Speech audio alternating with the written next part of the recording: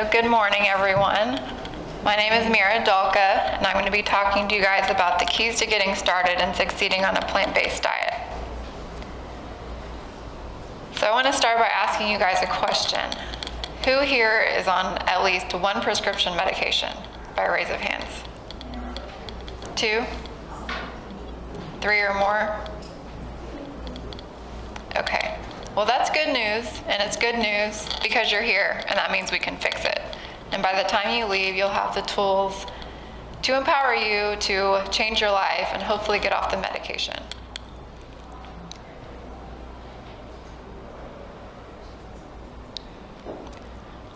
Okay, so I want you guys to imagine a story. And let's say that you're feeling depressed, and because you're feeling depressed, you probably also have some brain fog, you have trouble concentrating, and so you go to the doctor and you tell him your symptoms. And so chances are he's going to put you on an antidepressant, maybe something to help you concentrate. And so you take these medications and you go on about your daily life. And so now you notice that you're starting to feel anxious, you're starting to have trouble sleeping, you're starting to maybe lose your appetite, have stomach pains. So you go back to your doctor and you tell him your symptoms.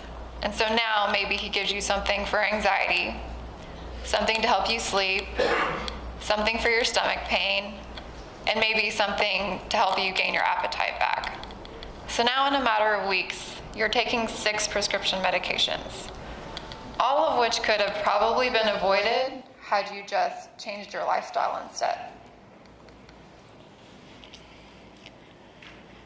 And so as a result of taking all these prescription medications, instead of getting better, you're getting sicker and sicker. And you're just treating the side effects from the original medication you started taking.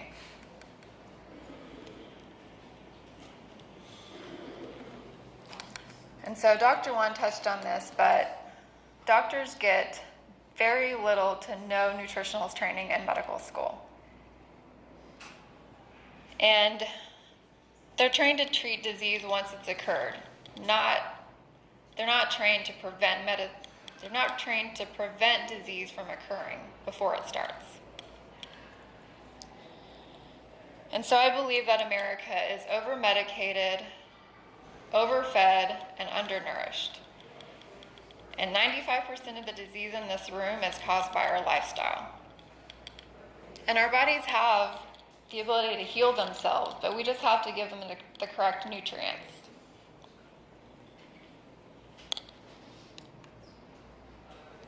So a little bit about me and why I'm passionate about this. So I grew up kind of a sick kid. I always had chronic stomach problems. I always had a sore throat. Nothing cumbersome, but enough to affect my quality of life. So as I became a teenager, I started experiencing depression and anxiety, and I was diagnosed with ADD and insomnia, and then I started getting all of these blanket diagnoses from going to doctor to try to figure out what was going on with me. And so in my 20s, I was probably taking at least 10 prescription medications a day. And for someone in their 20s, that's unheard of. And so finally, when I was 19 years old, I was diagnosed with something called Hashimoto's disease. It's an autoimmune condition where your body attacks your thyroid. If you know anything about this, your thyroid controls almost every function in your body. And so it can be a debilitating disease. So 10 years after that, I found out the root of my stomach problems, and I was diagnosed with celiac disease, and that's basically an allergy to gluten. So a couple of years later, I watched a documentary on YouTube called Meet Your Meat. And if any of you have seen this, you know that it's about factory farming and how animals are treated, and it is just utterly disgusting and heartbreaking. and it wasn't something I could contribute to anymore, so I went vegan overnight. A couple years later, after that, I saw a documentary on Netflix called Forks Over Knives. And if any of you haven't seen it, I highly recommend it. It's based on the China study, which is a book by Dr. Colin Campbell, who talks about how we can turn off and on our genes just by what we eat. And so that was when I went plant-based, and after that I was able to get off of most of my medications, with the exception of what I need to take for Hashimoto's. And so I did a lot of research when I started learning about this stuff, and the more knowledge I acquired, the angrier I became. I was just appalled about how the meat and dairy industries are working with the healthcare industries to keep us sick. And I was so excited about learning about this about this lifestyle because I was excited to share it with my friends and family, only they weren't as excited as I was. And I was met with a lot of resistance and pushback. And that was devastating for me because I love my friends and family and I want them to have a long quality life. And I didn't realize that change is difficult for most people. So I knew that this is what I wanted to dedicate my life to. I became very passionate about this, and I definitely wanted to influence change. And so I furthered my education and I got certified in plant-based nutrition and plant-based cooking.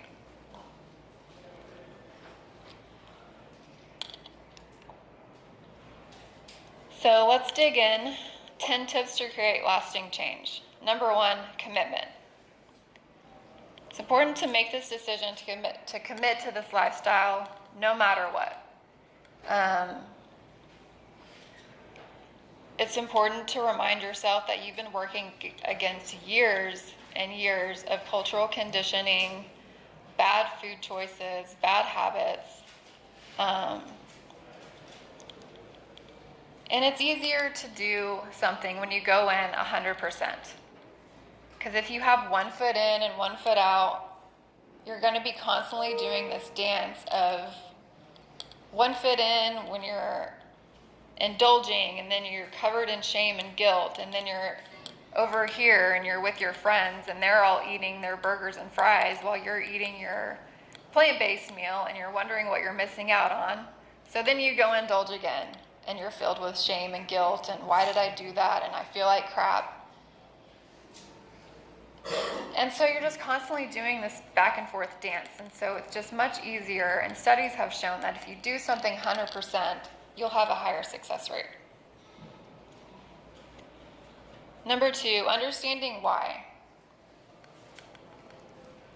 Understanding why you're making this commitment is your key to stay motivated, because there's going to be days where it's hard and you just want to throw in the towel. And most of us who decide to make this change have had some kind of wake-up call. Is your health failing you? Did you see a life-changing documentary? Are you dependent on a prescription medication? Are you sick and tired of being sick and tired?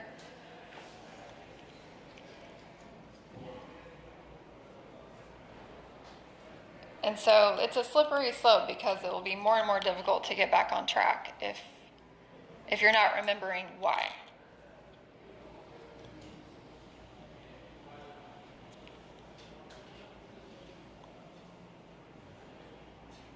Does anyone have a health scare that they want to share that made them decide to make the change? Yes, I had cancer. Cancer. In 88. That's, But not since, because I got on plant-based in 93. that's awesome.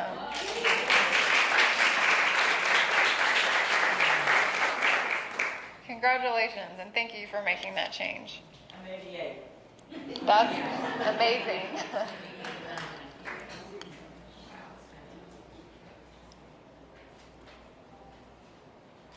Number 3, change is okay. This diet is going to reorganize your life. And it reorganizes your life in a good way, but it's difficult at first. And it's going to take an investment of time. You're going to spend more time in the kitchen and probably more time in the grocery store. But if you don't make time to be healthy, then you're going to have to make time to be sick. And it can feel overwhelming and intimidating at first, but we're here for you, and we're here to answer any questions and help guide you along the way. Number 4, meal prepping. Food prepping makes life so much easier. You just need to take a couple of hours a week and chop up your veggies, batch cook, make a large amount of grains or quinoa or whatever you enjoy eating. And so this is going to prevent you from making poor food choices when you're having those extreme hunger moments. And we only have so much willpower throughout the day. And so at the end of the day, when the stress has caught up with us and we don't have any more willpower, that's usually the time where we're going to make a bad food choice or indulge.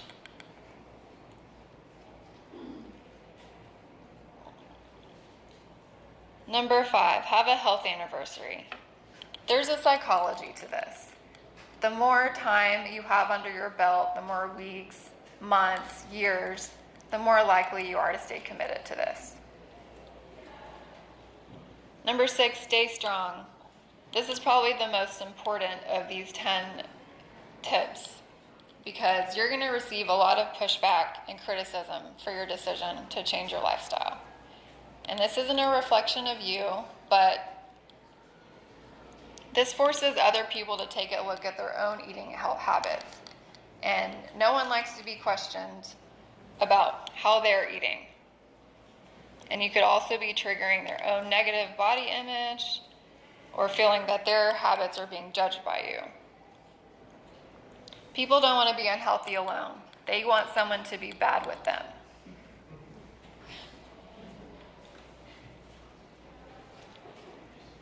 So for example, let's say that you're at work and it's someone's birthday and someone brings a cake in.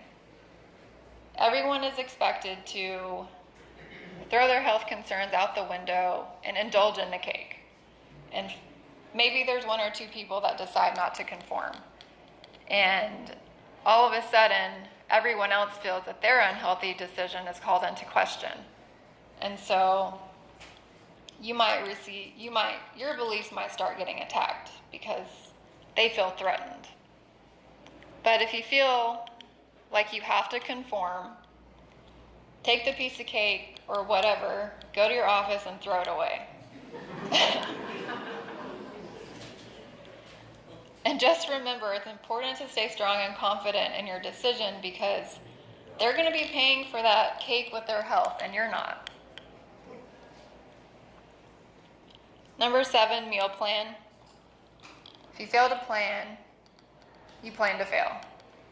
So it's important to spend some time planning on what you're going to cook for the week, and this can help eliminate stress, reduce unneeded trips to the grocery store, saves time, and it also eliminates food waste. Number 8, learn to read food labels. So you're going to have to be prepared to spend extra time in the grocery stores learning to read food labels at first at least, so that you can locate those minimally processed foods. And we'll talk more about that in a couple of minutes. Number 9, it's important to have support. Humans are social creatures, and we do not do well when left to our own devices. And so it's important to have accountability, a community of like-minded believers, or just an accountability partner. Because this is going to keep your success rate higher. Number 10, understanding moderation. How many people believe everything is okay in moderation?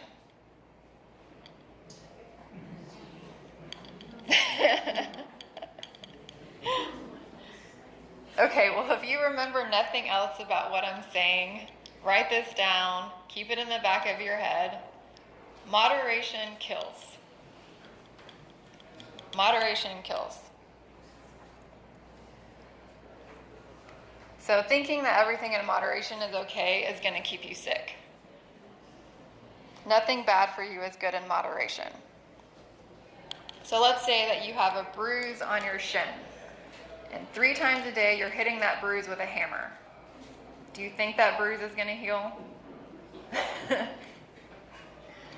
And this is what we're doing to our bodies, because every time we have a fatty meal or something with oil, your arteries literally stiffen. The lining of your arteries stiffen for the next 6 hours. And chances are you're doing this to your body 3 times a day. So how is it ever going to heal? You wouldn't smoke a cigarette 3 times a day and say that's moderation and this is healthy. You're not going to do drugs 3 times a day in moderation and think it's going to be healthy.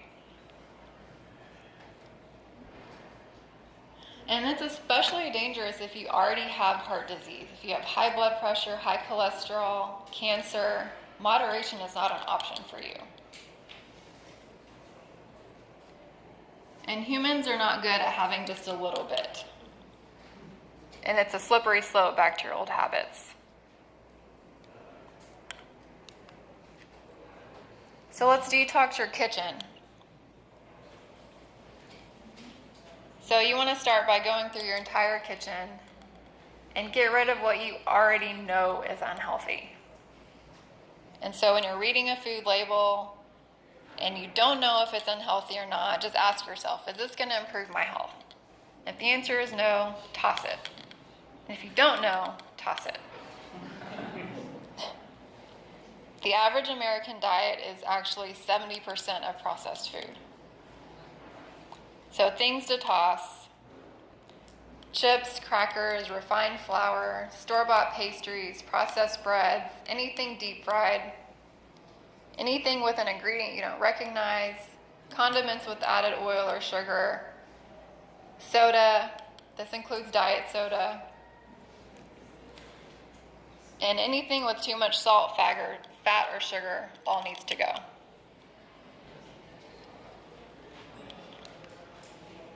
So this is the PCRM Power Plate. The Physicians Committee of Responsible Medicine with Dr. Neil Barnard developed this plate. And so as you'll see on the left, you need 1/4 fruits, 1/4 legumes, 1/4 grains, and 1/4 vegetables. The picture on the right is what a typical plate might look like. And don't be scared of grains and legumes. Don't think that these carbs are going to make you fat or sick. And don't think that if you have diabetes, you can't eat these foods, because that's a myth. Because sugar and carbs do not cause diabetes, it's fat. And all the blue zones where people live to be over 100 eat a bean and grain heavy diet. So there's not an official plant-based pyramid, but this is something of what it might look like. You'll notice that the bottom is healing foods, which are fruits and vegetables and dark leafy greens, and the top is just the foods that you should eat a little bit of, like nuts and seeds and avocados.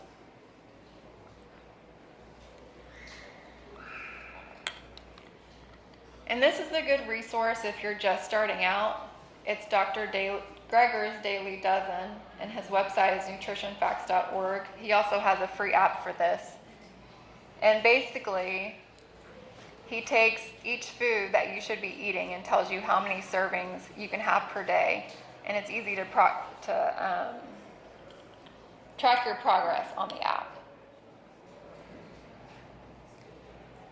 So now let's restock your kitchen with what you should buy. So you want to start in the produce aisle first, because it's best to buy the foods with no labels. So fresh produce, fruits and vegetables, plenty of leafy greens, those are your best friend. Beans and legumes, dried is best, but if you have to get canned, look for no salt or low sodium. And if you can't find that, just make sure that you rinse them really well, and this will also help degas them. Nuts, seeds, and dried fruit. So nuts are okay in all varieties. Just make sure that they're either raw or there's no oil added. Seeds such as chia and flax are really good. You can top them on anything. They also make a good replacement for eggs. Frozen fruits and vegetables are also fine. There's no nutrient difference between frozen and fresh. Once again, just make sure that there's nothing added.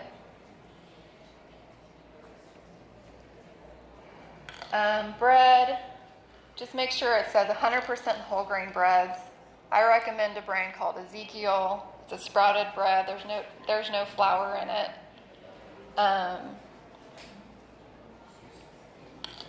Whole grains, there's so many. There's such a wide variety. You can do brown rice, spelt, quinoa, teff, oats, and the list goes on. So just get what you like.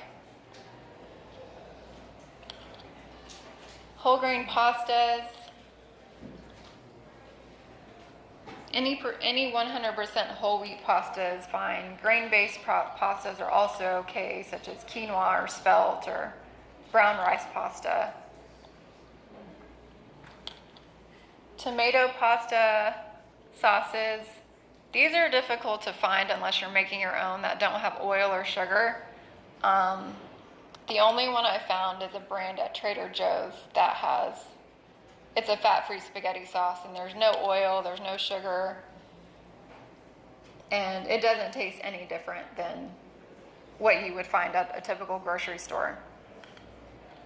Oil-free hummus, salsa, guacamole, these are all good flavorings for any kind of food, really. However, oil-free hummus is difficult to find, but we have found a brand at Whole Foods called Engine 2, and it's whole food compliant, there's no oil, and it's really good. So spices and oil-free condiments. Spices, you have free reign, get any that you like. Oil-free condiments, I like to keep mustard, vinegars, liquid aminos, just to make my own condiments so that I know what's going in them. So Dr. Juan touched on this already a little bit. Is it necessary to buy organic? The short answer is no. Don't let the fear of pesticides stop you from eating as many fruits and vegetables as possible. And there's no consistent nutrient density between organic and conventional. And studies show that if we increase our consumption of just one serving of fruit, a vegetable a day, there will be 20,000 less cancer cases per year, organic or not. And so if you are worried about pesticide residue on food and you can't afford to buy organic, if you just run your produce under the water and vigorously rub it, you'll get about 80% off. And then there's some pesticide washes out there, but they work no better than just running water. However, if you do a salt solution, which is 1 part salt and 9 parts water, you can actually get rid of up to 100% of pesticide residue. It's all on the outside, that pesticide's on the inside of It's kind of like your skin. Whatever you put on your skin, it's also going to go in the fruit, but there's going to be less. As a general rule of thumb, if you aren't peeling it, try to buy organic. And then Dr. Juan also brought up the environmental working groups, Clean 15 and Dirty Dozen lists, and these are updated every year.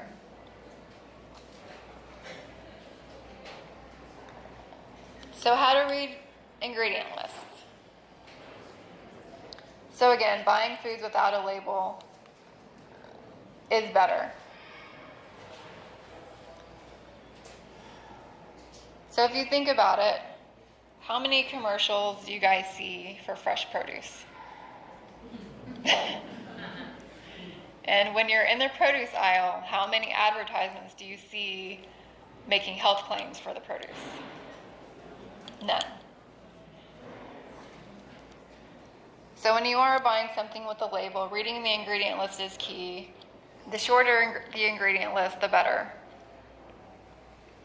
And you want to watch out for words ending in OSE because this signifies sugar. Dextrose, maltose, fructose, glucose. There's about 50 different varieties of sugar that are on different names.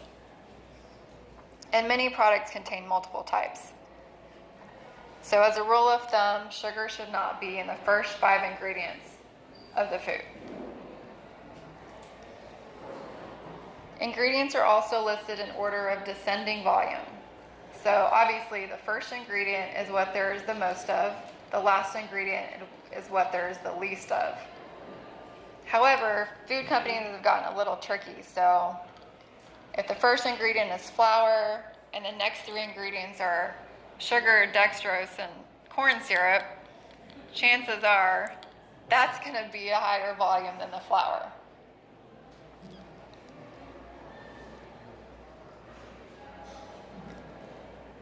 So also, don't buy anything with an ingredient you don't recognize or you can't pronounce because chances are your body won't recognize it either.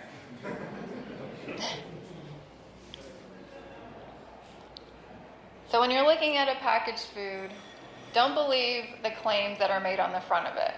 It could say high protein, high fiber, low carb, low sugar, fat-free, whatever.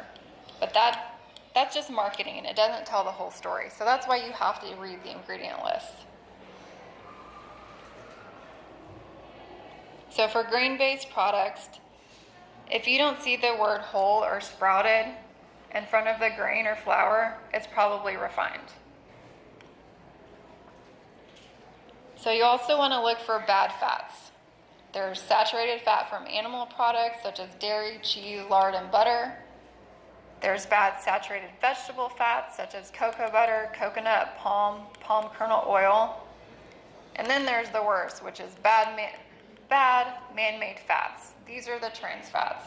These are the hydrogenated oils, the partially hydrogenated oils, margarine, shortening. So I want to talk a little bit about hyperpalatable foods. Has anyone heard of this term? Hyperpalatable foods. So this is an ultra-processed food. And this makes up about half of the calories that Americans eat.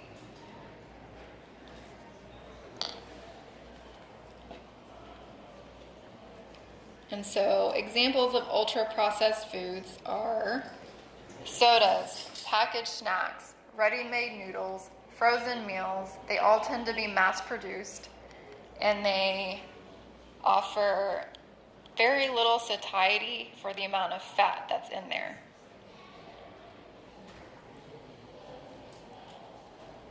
Unfortunately, the food industry has cleverly exploited this evil trifecta of sugar, salt, and fat. And by themselves, they're not necessarily terrible, but when combined in specific ways, they can surpass the reward system of our brain and create this food feedback loop where we're constantly wanting more and more and more, even when we're full. And actually, these companies hire chemists to come in and create this addictive component for their foods. And in a lot of foods, they'll actually replace the water in the food with fat so that they're quicker and easier to consume, and your stomach never has the ability to tell your brain that it's full. And because food has the ability to hijack our brains, I truly believe that food can turn us into people we wouldn't otherwise be. Sick, depressed, anxious, unhealthy, overweight, even selfish and gluttonous.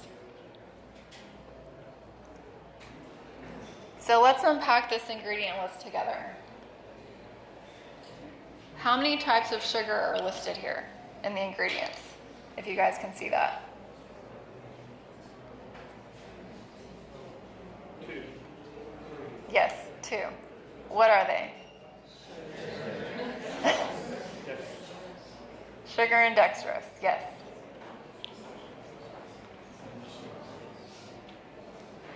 Does anyone know what modified food starch is?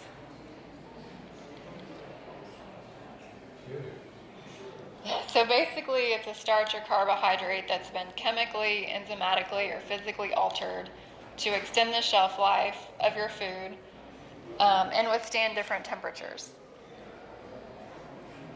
And the most common types are made from wheat, potato, corn, and tapioca.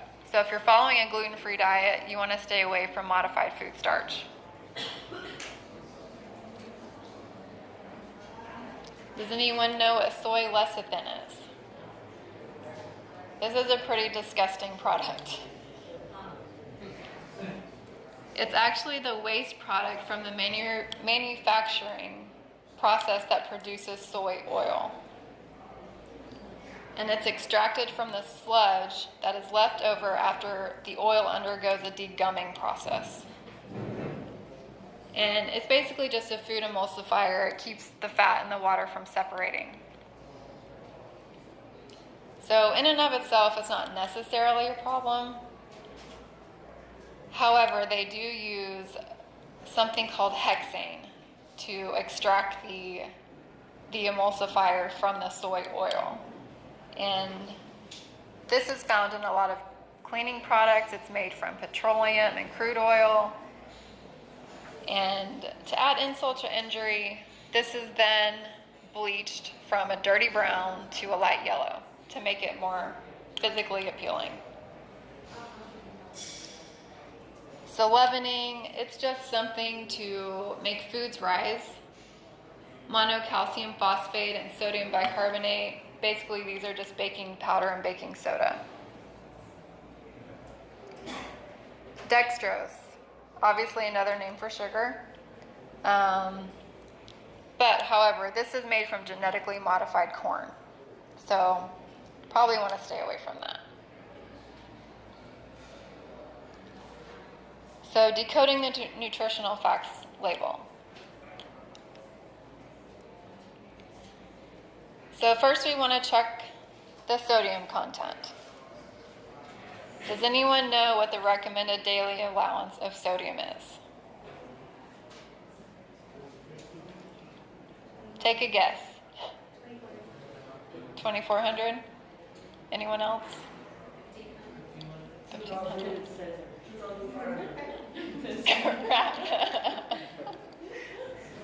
It's 2,300. However, we want to aim to get no more than 1,500 milligrams a day.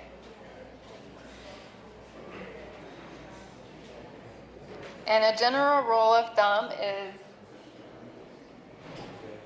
if the sodium content is higher than the calories, you want to put it back. Don't buy it. Condiments contain a 1-to-4 ratio for sodium, so it's a little different. So if there's 10 calories, you can have up to 40 milligrams of sodium.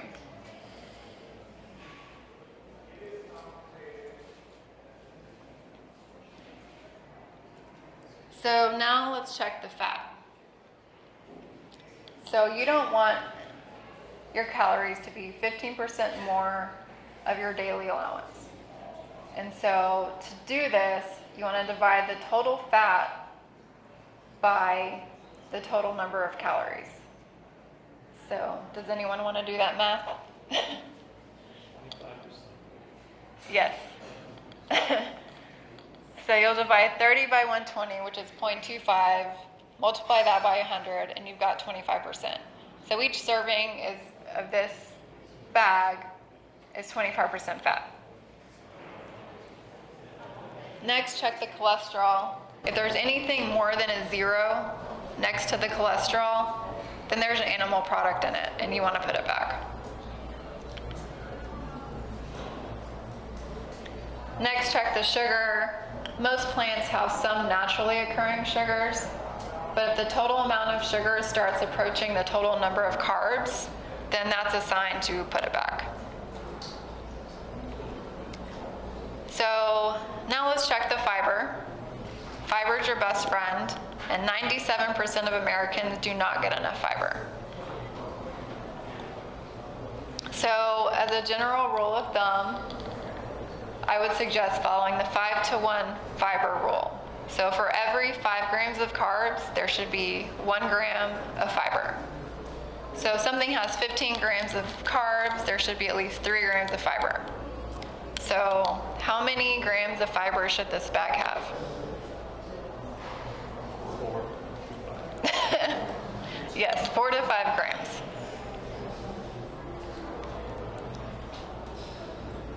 And beans will give you the biggest bang for your buck for fiber. So a fun fact, a recent study showed that eating just 1 cup of beans per day for 3 months reduced your resting heart rate the same amount as if you ran 250 hours on a treadmill, which is a precursor in reducing premature death. And for every ounce of beans you eat per day, you can reduce your risk of premature death by 8%. Just 1 ounce.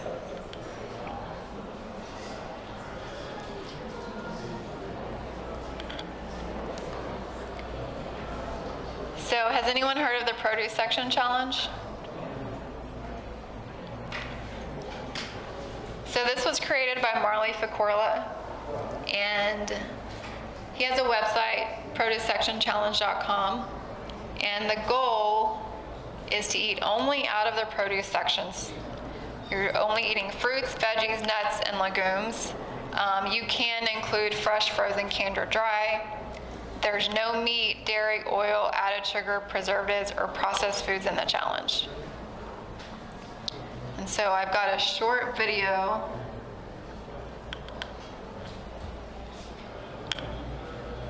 to show you guys.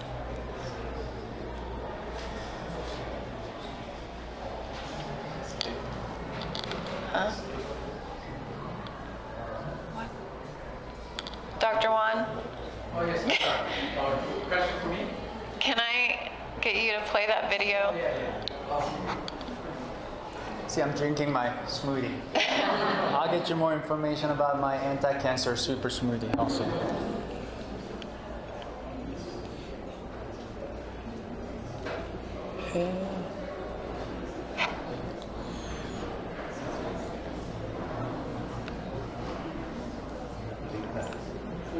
But the truth is we can all eat healthy on a budget. And one man is on a mission to show you just how easy it can be. Hey guys, so a couple months ago I started a social media movement. Go to section challenge. Ready? I've got some of this green leaf lettuce. It's only $1.29. Spaghetti squash. Robot tomatoes, 70 cents. I got some almonds, 75 cents. I go to an average grocery store, and I spend an average of almost $10 a day. But the catch is, only get out of the produce section. Every day I post exactly what I bought, how much it costs. $10, $7. We just did 3 meals for 79 cents. How much? I have no training. I'm not an expert chef. I just go in there and I just wing it. I'm getting healthy meat. I want to destroy that myth that it's too hard, too expensive, or too time-consuming to be healthy. No matter how rich or poor you are, you deserve the chance to eat healthy.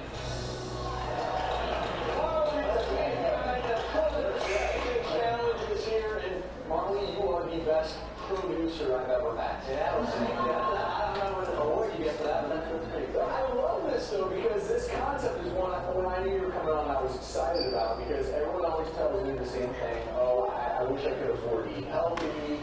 And anytime you go to the produce section, sometimes it can be really expensive. So you brought a couple of examples of meals that you made for us, because we want to prove to folks that you can go heavy on the veggies and still keep it tasty. I'm seeing some pizza here. It always makes me happy.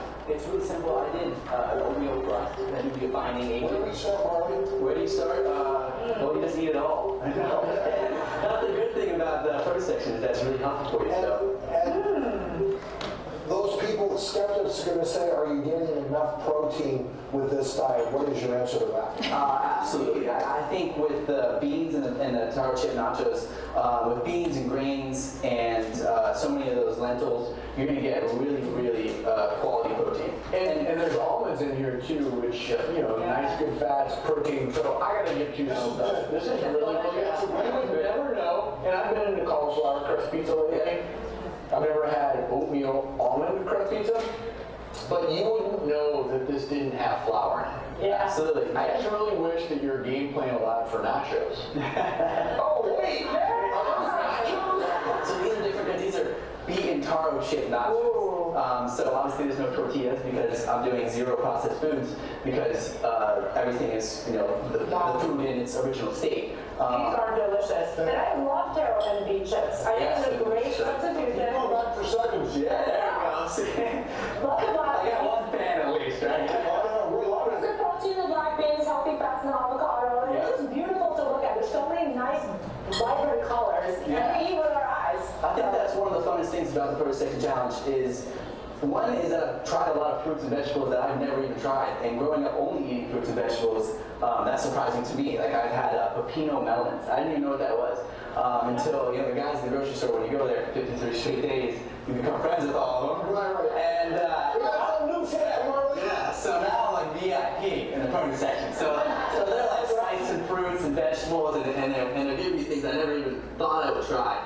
Which gives me a little bit of an advantage because then I try the pepino melon and I think, instantly, I can put that in this or put that in that. Well, let me just say with these nachos, when I first saw the recipe, I thought, you know what, I would take these and add a little cheese to it, but you really don't need it. And I mean that. You really don't need it. This is a great job by you. I love what you're doing. And you can find out how to join Harley on the Produce Section Challenge by going to our website, thedoctorstv.com. Keep it up. Yeah, they really love what you're doing. So in conclusion, this is not just a diet, this is a lifestyle. And you have the tools now to take back your health, start living again, and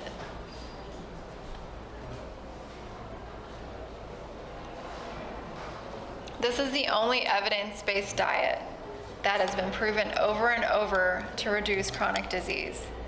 And I hope that you'll make the decision to take back your life. Thanks for letting me share.